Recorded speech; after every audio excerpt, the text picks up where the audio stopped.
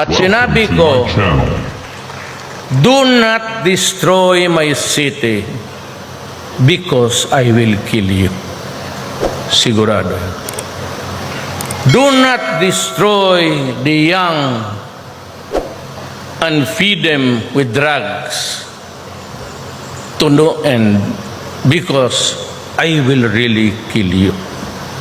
Sinabi ko sa mga putang ina kayo, uubusin ko talaga. May 3 years pa ako. Gobernur ka, barangay captain ka. Mag-rape ka ng bata, patayin mo, shoot ka.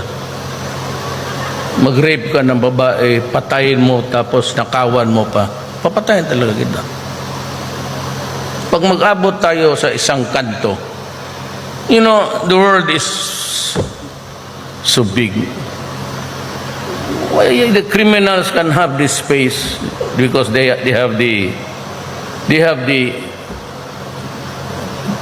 choice of when and how they would do it. Pero kung magsalubong tayo sa isang kanto at medyo gipit, who turns his side first para makadaan ka, then tatapusin talaga.